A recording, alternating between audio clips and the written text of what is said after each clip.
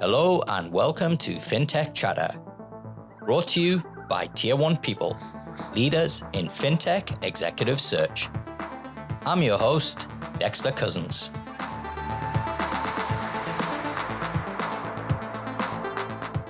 In 2022, Tier 1 People has pledged to help 50 up-and-coming Aussie Fintechs. This week, we launch a new initiative showcasing Australia's next generation of Fintech Founders to our worldwide audience. Today's guest is Adam Grocke, CEO and founder of Sherlok. Adam gets the series off to a fantastic start, sharing his journey. He's an award-winning mortgage broker turned fintech entrepreneur. Adam aims to disrupt the mortgage industry through single-click financing, and in just 12 months, he's built Australia's first automated repricing and refinancing tool. Sherlok's AI engine helps mortgage brokers keep clients, protect their trail book, and generate refinancing leads. Before we speak to Adam, just to remind you that if you'd prefer to look at my shiny head rather than listen to my dulcet tones, you can watch us on the Fintech Chatter TV channel on YouTube. Make sure to give us a subscribe and a like and support the channel. Adam, welcome to the show. Thanks, mate. Great to be here. I'm in the presence of greatness, so I feel very privileged. Thank you. Oh, come on, mate. Shucks. Now, look, before we go any further, I just wanted to kind of let the viewers know this is the first in a series of shows that we're doing with founders like yourself, Adam, who are really what I would say the kind of next generation of fintech founders. So, mate, you kind of got the honor of being the very first one, and I thought it would be just awesome to share, look, the stories and the things that you've learned and kind of, you know, what your take on everything as well. Absolutely, yeah, and thanks, mate. More than happy to share that and dive deep. And being the first, we're the first for what we're doing in Sherlok, so why not lead first in this series? I'm pretty excited. Absolutely. Now, before we go any further, though, I do have to kind of legitimize you.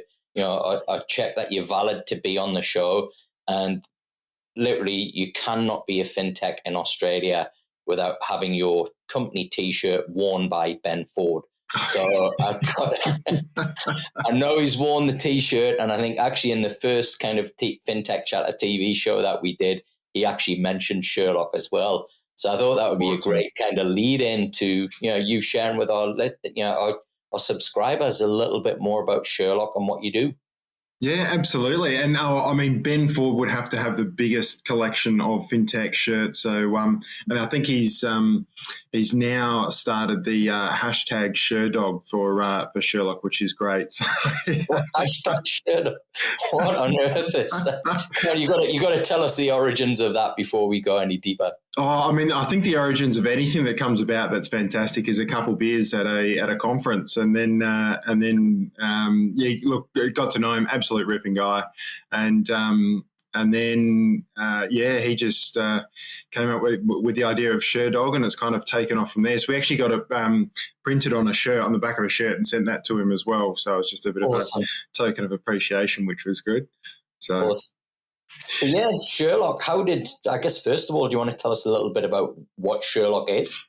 Yeah, absolutely. So Sherlok's a B2B SaaS platform for mortgage brokers and for lenders. And so what we do is we use artificial intelligence to predict the propensity of churn in a mortgage broker's book. And then what we do is we go through a process of retention, which is automating the reduction of that consumer's interest rate on their home loan. So we identify who's at risk of leaving. Then what we do is we actually then reduce their interest rate to a more competitive rate to keep that client with the same lender. Therefore, they stay with their broker for longer. And then the homeowner is happy, and we do that all branded as the broker. So we're positioning the broker as a hero in that process. At the moment, then we're moving into phase 2, which is around single-click switching, which is exciting. So how's first of all, the Sherlok being received by the mortgage advisor network? Look, it's been really good. I mean, we've had a fairly clear or very clear execution strategy, which was to a bit of a sandwich strategy. So drive the demand from the brokers. I was previously a broker, and that's how the problem we're solving is a real problem I experienced when I was a mortgage broker. So the best way for us to get to market was to go to the people that are experiencing that problem. They get it instantly. We do get a lot of feedback in terms of is it too good to be true? Does it actually work? Do you just have 200 people in the Philippines entering data, proud to say no, it's all driven by the platform, which is really exciting. So we and then giving it to the brokers are our customers, so giving it to them and getting the feedback that allows us to build out the features and functionality with like a customer-led product strategy has just like supercharged our platform from a CX and UX perspective. And then they drive the conversation through their aggregators, whilst we're also having the conversations with the aggregators at the top. Yeah. So I guess behind every great fintech, Adam, there's usually a great origin story that, as you mentioned, typically starts with a beer somewhere or a glass of wine. So how did you kind of get the idea for Sherlok in the first place?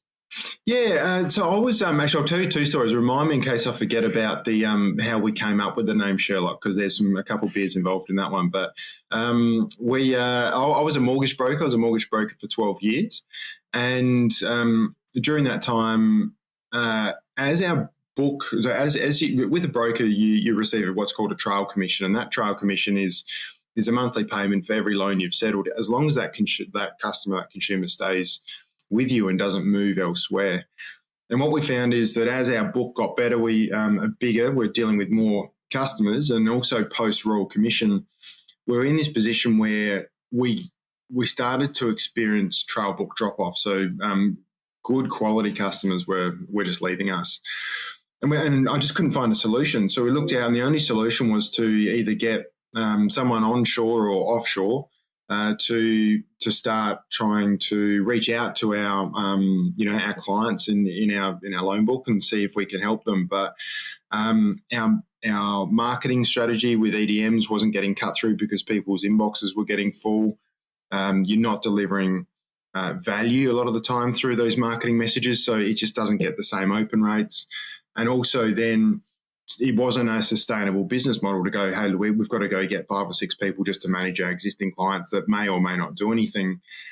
And then that kind of, we started to break that down and have a look, and we're like, well, how do we even know who we should call? Like, where do you start? If you've got a existing client list of 2,000 clients, do you just start with the oldest ones?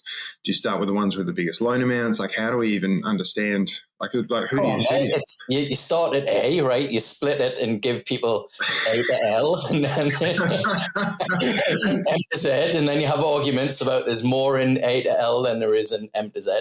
Absolutely. And that's actually, we joke about it, but that's actually how we started. So, and then it was like, our response rate to that and our return on effort and investment was just horrendous, because it's like, these people were like, well, like, what do we have to do? And you're calling them to say, hey, we'd like to review your loan. And there's no value in that. So we're not telling them why they should do it. It was a very, very resource intensive process. So that's kind of how we built Sherlok, because we went, okay, well, there's a problem here. I can't find a solution. It was a real problem with other mortgage brokers the more we spoke to them. Trail book churn for mortgage brokers or drop off is around 15% per year, which is significant. So we were really solving a problem. So I actually put together a team. I'm non-technical, so I went out to people that I know and put together an advisory board and said, hey, look, I've got this great idea, and it's about retention and repricing and keeping consumers on a competitive interest rate forever.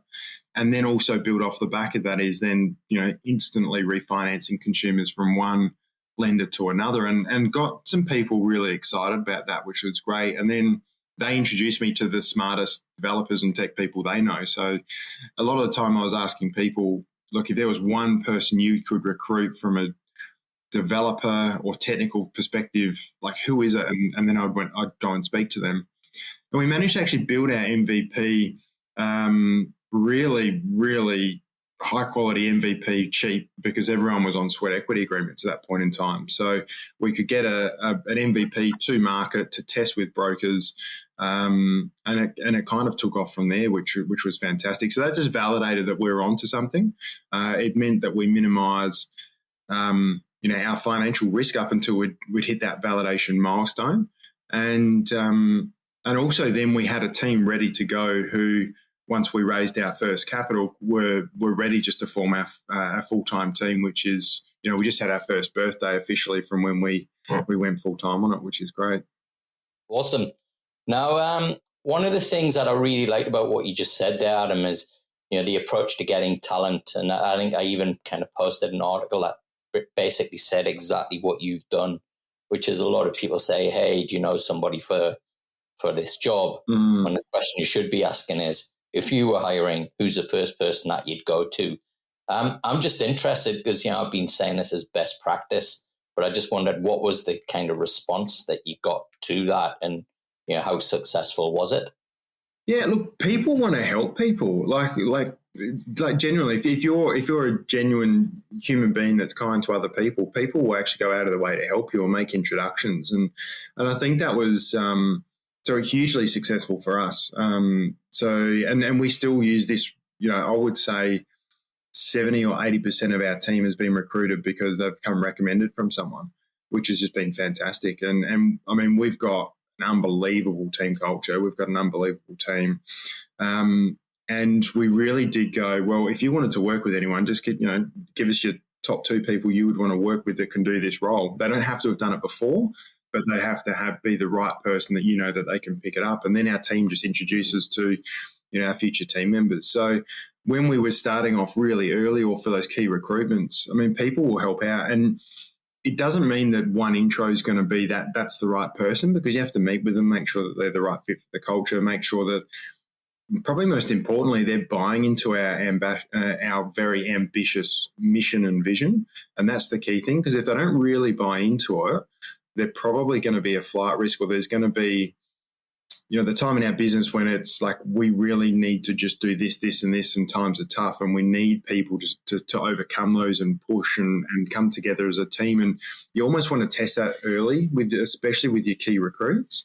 But we managed to get, we've got a sales director now who's sold SaaS to 7,000 brokers, and I had a coffee with him and he was just so excited. He's like, I want to go back on the growth train. So I'm like, that excitement was amazing. He'd done it before. The excitement, he was an introduction. Our CMO that we just hired, so our chief marketing officer, like unbelievably talented. And she was an intro as well, where someone said, hey, look, if you're looking for someone, you've got to meet this person. And it probably was a little bit earlier than what we were anticipating to get someone in that position. But when you meet the right person, you just go, well, we've just got to do it now because it's going to pay dividends. How have you kind of managed that? Because that can also backfire as well, where, we see a lot that the right person's being brought in, but at maybe the wrong time of the business cycle. How have you kind of managed that risk? Yeah, it's a really good question. So we look at it and we go, well, what's and the question I pose to a lot of these people is, what value do you see bringing to our journey? So I've outlined our journey and our mission and what we're going to do, and what value do you think you can bring? And it's really interesting to hear their responses, because you'll get a gist pretty quickly if that value is actually going to be a step change in your business, or is it just another person that's coming in that can't actually add significant value to your next journey. And so for us, we very much break it down to what's our next validation milestone. And all the effort and focus needs to be on how do we then get to that as quickly as possible in, the fastest, most sensible way. So not taking shortcuts, still playing the long game, but how can we get there as quickly as possible? So it's really kind of aligning it to that short term. So, there's been meetings where I'm like, and I met this guy, amazing guy. He's been in fintech before. He's founded companies before. And it's just like, I want you on my team, but I just can't do it now because it's going to be 12 months too early. You're going to be sitting here looking for stuff to do. So there has been conversations where it's like, you're the perfect person, but not quite yet. Because the value you add is not getting to our next validation gate, it's going to be from that point onwards. Yeah. What's so when you look at the stages kind of that you've been through, where would you say you're at in the journey now? Yeah, we're still, I'd still class us as an early stage fintech. We've just turned one. We've got revenue, which is fantastic. We turned on revenue. You've just turned one. We just turned one, yeah. So we're still very early. I mean, we're lucky in the sense of like our customers, our brokers are talking about us. So now we've built up very quickly. We've built up this this brand recall where if anyone in the broking industry says repricing or retention, the first thing they start to think about now, the first thing they regurgitate is Sherlok. They say, oh, is that Sherlok? Which for us to do that on a very small startup budget quickly is I think I pinch myself every day about that. So we're still very early. It was only the first half of last year, so that was 2021 that we were still in beta. We launched our product in July last year to a handful of brokers. That was tremendously received. And also then we looked at all the features and functionality that the brokers want, which then started to form our roadmap. So we very much listened to our customers and built that out as quickly as possible. And then we asked them to pay for our platform in October last year. And so we're post-revenue, which is good. We did our last round pre-revenue, and a lot of investors were like, are people going to pay for this? And we knew that they would from the feedback and the problem that we're solving. So we're sitting. We sit about 200 ARR at the moment since turning on revenue in October, and that's growing by between sort of 60 or 70K per month ARR at the moment, which is really cool. Mate, you really have, filled what I would say is the honour of the very first kind of startup that we're featuring in this new series. They are absolutely incredible outcomes. You must be really proud, man. Oh, look, it's I'm so proud. We've got some. I can't announce them yet because we're under NDAs and we're going through integrations. But we've got some massive strategic partnerships that we've now got signed off, which will accelerate that to the next level. But I'm super proud. But also, it's the founder's curse as well, where you're so optimistic and you're so hungry to go quicker that you kind of sometimes do forget to go. And it's not until you talk to other people and they say that's really good. And you're like, oh, is it? Because I kind of would have liked to be at 500 now. So it's that I think it's good to drive and keep pushing and go, look, can we be bigger? Can we be better? But it's not until you realize we've actually done an incredible job in the first 12 months of business to get to this point. So absolutely proud. To come from a non-tech background, being a mortgage broker, leaving a very secure business and job to go into a startup, which is extremely high risk. And, all credit to my wife. I've got an amazing wife who she just says to me, look, are we going to lose the house? And I'm like, no, we won't lose the house. She's like, okay, go for it. So, and you need that support because otherwise I think, you can't go all in. And I think you need to go all in a startup.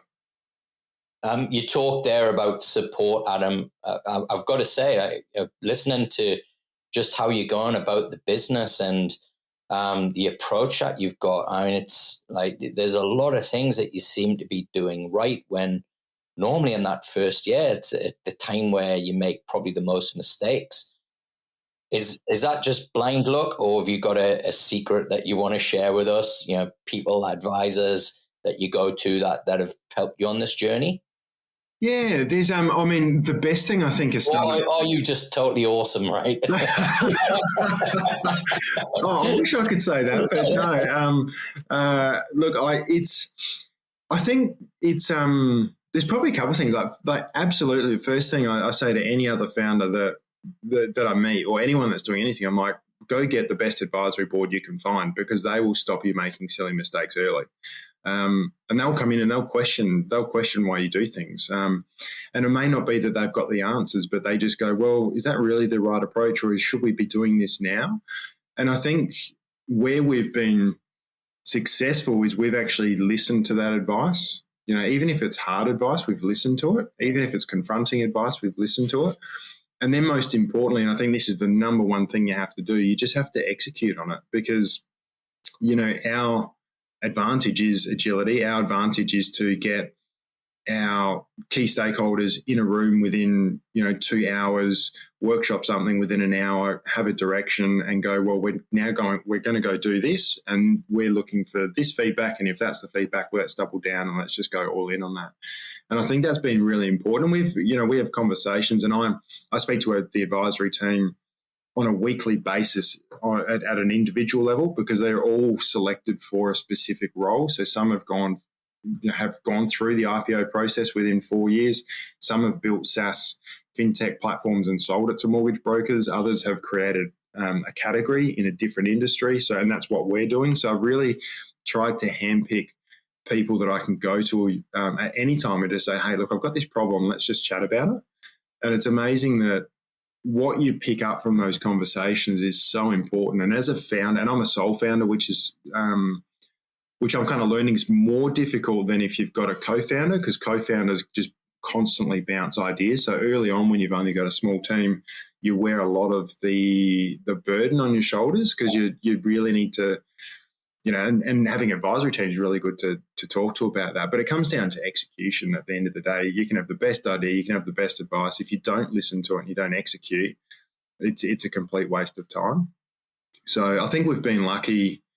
I mean, I say we've been lucky, but we've jumped at the opportunity when it's presented, and been brave enough to do that, I think. So, I mean, there's been times when, we had a strategy, we were going down that, and then all of a sudden our wait list of brokers that we couldn't service started to grow. And so we made a decision, okay, well, we're going to increase our burn. We're going to go and get another 4 developers, and we're going to diversify across platforms where we collect our data from.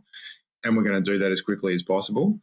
I mean, that's a big call when you've got a small amount of money left in your, in your bank account, to go, we're just going to do this. We've shortened our runway by 6 months, but, and that paid off, and that paid off really well. So I think being bold enough to make some of those calls as well helps. And sometimes through the journey, what I've found is it gets to a point and it's like, okay, well, this is now the logical step. So it's not jumping at different things or making silly decisions, but there's a point where you've problem solved it and you've discussed it with enough people that you go, okay, well, this just makes sense now. This is the right step. And taking that first step then opens up like 3 different paths you can go down that you couldn't actually see before. Mm. So when you I guess you talked before a little bit about your wife and that kind of support as well, and the risk, and I guess you mentioned there that it was going all in. Having gone all in now, what have you learned about yourself as a leader, as a business owner, that perhaps you didn't kind of really factor in prior to you taking the leap of launching your own startup? Really interesting question. I'll probably break it down to 2 things. The first one is get rid of the fear of failure. And I know like every startup says that, or everyone says that, like, don't be scared to fail, but it's human nature. It's like, okay, I'm actually like we're doing this, and it's going to be, in your mind, it's like, well, this is going to be really embarrassing if we fail, right? And we've got investor money. Like, what are the investors going to think of us? But I think what helped me get over that personally is I actually just mapped out plan B. And I'm like, I'm cool with plan B. Like plan B, if everything absolute worst case scenario, plan B is, my wife and I and our kids go live in a caravan park. I'm like, that actually sounds pretty cool. Like I half get excited about that. So, and there's so much kind of nonsense advice out there as well, Adam. Where you'll have these motivational speakers will put stuff up. If you've got a plan B, you're not serious about being successful and all this junk. It's like, what have you got to say to kind of some of these kind of memes that are out there, and these urban myths that they're just these statements that you kind of, oftentimes I get quite angry, right? Because I feel like, hey, you're there, you've never done this yourself, and yet you're dishing out advice to people that actually isn't the right advice in most cases. Yeah. Oh, so look, you're spot on. I mean, talk's cheap, right? Anyone can say anything. It sounds motivational. It sounds cool, but unless you've actually lived that pathway and walked that road, it's really hard to. It's really hard to understand it, and it's really hard to know what you would do in that situation. And that's probably what I've learned, is that being in that situation and getting very comfortable with, okay, well, this is what it is, but you know what? We've got a clear strategy. We're executing. We know where we're going, and we know what we have to hit. And all the effort, all the energy, all the passion, the motivation, everything's going into that. At the end of the day, you get very comfortable with. You don't get comfortable with Plan B, but you get very comfortable that if you ended up with Plan B, you've actually left no stone unturned. And I think that's the thing. It's like, okay, if it's not meant to be. It's not because we didn't try. It's not because we didn't execute. We did everything we could have done with the knowledge we had at that point in time. Yeah, and I think, kind of looking back, there's this distinction that I would make to people as well, is that, making mistakes isn't the same as failure. There's so much talk in society about failure, and, it's like, as I mentioned, all these people kind of, embracing it, or you should do this or you should do that. I love what you said, Adam, is that, look, just plan, right? Just plans in place. What's the worst case scenario? Can you deal with it? And it's all about, as you pointed out, risk management rather than kind of pumping yourself up. And I think that's one of the challenges for founders, right? Is like, everybody's got an ego, and you need to have it as a founder. Otherwise, you would never, ever start the business in the first place. Yeah. Being able to kind of temper that with, kind of pragmatism, and realize that actually, lots of people have tried this before me. There is a path to success and a formula for success. So don't try and kind of reinvent the wheel. Just follow that path that others have followed. Absolutely. And I think, founders, what I'm learning is you've got to have like an unbelievable sense of confidence at the execution and where you're going. And I don't see that as egotistical or being arrogant. It's just it's a self-confidence in yourself and the team and what you can do to go, well, we're in a position where, we're doing this and it's happening, and we're going to make it work. And I think it's quite powerful to bring the team along on that journey as well. Not to instill false confidence, but actually then to just make them really believe that, like, it's easy to get excited about a mission and a vision. That excitement fades really quickly. Literally it can be an hour after you've had a conversation with them. So how do you turn that into motivation that's ongoing motivation? And really what you're trying to achieve is belief that you and your team and your advisors, your strategy, your customers, everyone's loving it and knows where you're going and wants to achieve that. And I think that belief is, as a founder, you just have to drive that belief, personally. And one thing that frustrates me, there's two things in the startup industry that really annoys me. One is there's like raises are so heavily celebrated, which is like, that's it. Yeah, I always think, what you're celebrating, you've just taken out a massive, massive loan that you've got to pay back at some point. Absolutely. And also like you've just given away equity, which is the most expensive, like capital that you can access. But like you absolutely have to do it. It's this necessary evil in startups, right? Now, you talked about being a solo founder earlier and it being difficult, but it sounds from what you've just said there, that also does have some benefits, particularly when it comes to execution. What's your kind of view if you got the opportunity to do it again? Do you think you would go and find a co-founder, or do you think you'd kind of stick with the path that you've followed so far? That's a really interesting question. Depends on when you ask me that question. I think my response would change, right? So, when you want a holiday, that's right. When I want a holiday, or when I'm not sitting in a corner crying because we thought this was going to work and it didn't. It's one of those things. I think having a co-founder or someone that right from the start is like walking in the same shoes as you with the same risks and same everything would be something I would want to experience, to just have that relationship with someone where you go, hey, this is on my mind, and it's just a real raw, like deep emotional chat and connection and problem solving. I think that would be really useful as a founder. Because you do find yourself like, you just shoulder like heaps of that stuff yourself. And that I think would be really interesting to go through. I mean, hopefully Sherlock's, uber successful, and we reshape the industry, which is what we're trying to do. And I've started businesses before, and I'll always do it. I love doing it. So I think doing something with a co-founder eventually would be interesting and appealing to me, just to see how that dynamic changed.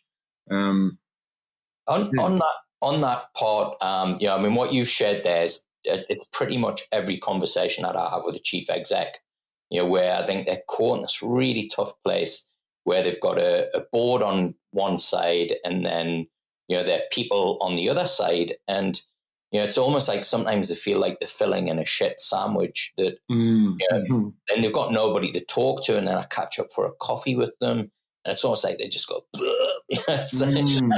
I'm the one person that they feel they can actually just let it off their chest and let off that steam. But look, why I kind of raised that was that aspect of leadership. We've talked about the investor side, but what about the people side? I mean, it's been a really difficult kind of transition for leaders to kind of adapt to, this remote workforce and actually being able to create and build and get things off the ground when you've got this dispersed workforce who can be right across the world. How have you found kind of that aspect of leadership, Adam?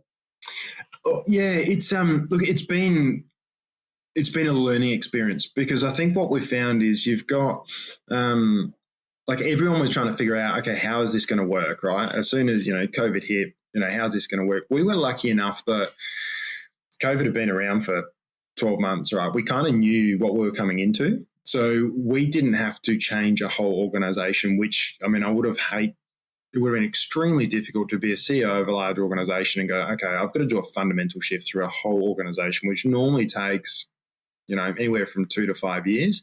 And I've got to do this in 2 months. Like, how do you do that?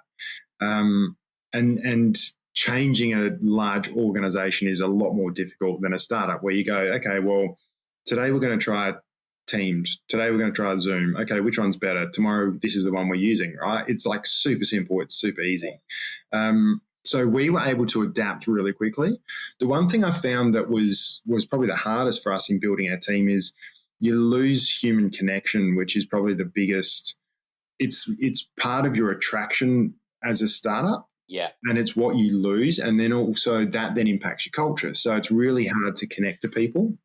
And even if you just, you go and have a conversation with someone online, it's completely different to having a conversation with them face to face. You can't pick up on their body language. You can't, the jokes and the interaction is just completely different.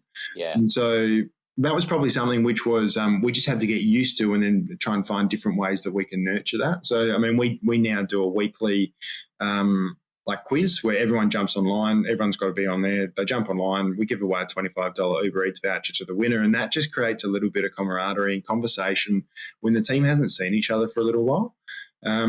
We also have, we have a bit of a unwritten rule. It's more of an encouragement that we really want to see people in our office, 2 days a week, like minimum, because it's good to then connect and have those water cooler conversations. And, we've got a table tennis table is like, I think you have to have that if you're in fintech. So, yeah, mate, that'd be nice. So, it just creates this like whole new conversation and dynamic, and that builds up relationships. And I think as a founder, what you need to learn to leverage responsibly is relationships. And if you've got really strong relationships, you can leverage that to extract value. And by extracting value, it also means that it benefits that person, my journey as a founder and our business. And I think that's really important, not to abuse, but to, positively leverage those relationships to get the outcome you need. And that's really hard over Zoom, where you're just like, I can't read you. I can't connect with you. That strength in the relationship just isn't there. Yeah. Now, Adam, I wanted to I guess, go back to something that you'd said earlier, which is how you got the name for Sherlok. Do you want to share that story with us? Yeah, we had a pretty ugly name to start with. I mean, and this is actually one of the things I learned on my journey, where I heard a couple times is really good saying that stuck with me. Actually, there's two that have stuck with me, and I'll loop back into this story because one of them was, if you launch your product and you're not embarrassed by it, you've waited too long. And that's really stuck with us, and that's embedded in our culture now, where it's like, get it in the hands of your consumers, because they're going to tell you what you should focus on next. And that's been, I mean, that was probably one of the best things. So we had a really embarrassing name to start with, right? But you get it in the hands of consumers, they go, oh, that doesn't make sense. What does that mean? And then we're like, okay, we've got to come up with a name. What was it? Come on, you can't not let us know. It was called Refi Me. And no one kind of, it was, everyone's like, oh, refine me, refine me. And then everyone was pronouncing it wrong and no one got it. And they're like, what does that mean? And I'm like, it's like refinance me. And this is where we're trying to end up. And it just didn't make sense at all. Yeah. So then we got three of us together and we're like, okay, went to a pub. We each had sticky notes and we're like, we're not leaving here until we've got our name. And probably talking about the consumer research went out the window. Absolutely. and so we'd all sit there and we'd just write down, and then we had this table, would have been like legitimately would have been 3 meters long, in a packed pub, somewhat packed, and we've taken up the whole space with coloured sticky notes with just random names that we've thrown out for the business. And then we started sorting them, and we got to a point in time, and the names get crazier the more beers you have as well, which is kind of good, right? It gets the creative juices flowing. And then we're sitting there and we've gone, okay, and we took all these different angles and tacks, like what do we do? How can we build around that? Anyway, one of us just threw out Sherlok Loans. They said, oh, what about Sherlok Loans? And we all just laughed and we're like, okay, cool. Like that actually felt like it's our brand, it's our position and what we wanted to do. So we actually landed on that. So we called ourselves first raise. We called ourselves Sherlok Loans. We then pushed it out to our customers and they're like, oh, our customers, so the brokers were like, oh, like you guys are a lender, and there was this confusion, and we're like, okay, well that's really good feedback. Let's just drop the loans and call ourselves Sherlok. So it was interesting to go out of all that, and we would have had 200 names written on this, these post-it notes, and we would have looked like clowns in this pub. But it kind of like it's almost like that journey as a founder. You do it, and you problem solve. You got all these options, you're doing it, and all these ideas, and then one comes up, and you're like, that just feels right. Now, it felt right, but missed the mark with our consumers until we dropped loans. So we listened to them, really quickly changed it, dropped the loans, and then that stuck from there. Awesome. Now, Adam, I wanted to ask you a little bit about, I guess, just your thoughts on fintech industry in general. So first up, look, other than Sherlok, what's got you excited about fintech right now? I think probably two parts to that. There's a lot of businesses that call themselves fintech, and I'm like, you're not really a fintech, right? You've got a flashy website, and then you've just got people sitting behind you, doing manual stuff, right? 2022, and it's still happening. Right? It's crazy. It's like the generation website. Oh, I'm just like, oh man, I'm like, are you really in the fintech awards? With a call center of people who've got A to L and M to Z. It's just crazy. And so it's so that's like, so if I look at like true fintech, which is like, highly scalable, platform based, and you don't need 3,000 people to run it, so to speak. And I absolutely get manually hacking, right? We do it. You manually hack something and then you automate it. But so I mean, I really love where the industry's going. So I love the fact that, and it's so hard to predict what it's going to look like in 4 or 5 years time. So, but I really love the trend that's going in like NFTs. I mean, I'm not a massive fan of crypto, but if you look at the innovation within funding against crypto assets, I think it's a really cool concept. So I think kind of what excites me is those businesses that are really pushing the boundaries in terms of like concepts and how they're going to apply different concepts to what the what the markets might look like in 5 or 10 years' time. I mean, that's really interesting. I mean, they're building stuff and they don't even know if there's a customer yet because the customer's not here. And I think it's extremely high risk, and I think it's really cool. And it's almost like, the motor racing, like they're kind of testing what's actually going to be legitimate. So I would hate to be them testing it because a lot of those businesses will fail, but they're doing all the learnings that we can then go, okay, cool. We're going to take this part and this part and this part, and we're going to bring that into our business now.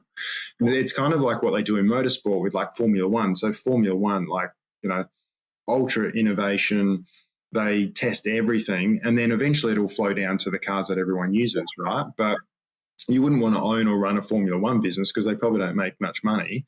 I mean, it's really cool, but it's not. Majority of them are, financially viable businesses, so to speak. So I think that's probably what excites me, is those people that are really pushing the boundaries and they're out there, they're taking those risks and then seeing what those learnings are and then how we can adopt that to what we're doing today. And I guess as somebody who is kind of fairly new to the fintech industry here in Oz, what's been your kind of general take of the health of the industry here, and kind of the support and the ecosystem as well? Yeah, it's I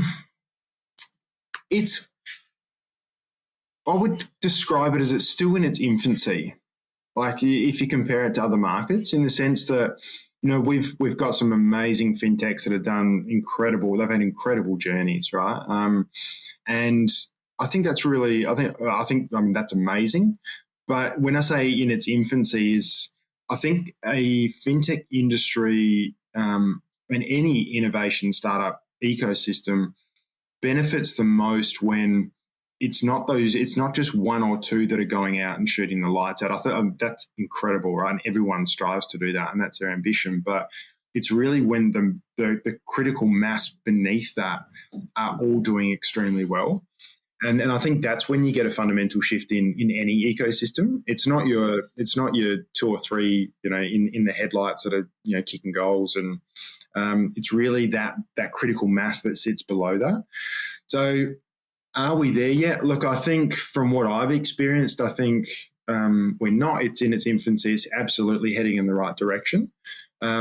What we probably lack is the assistance with risk taking.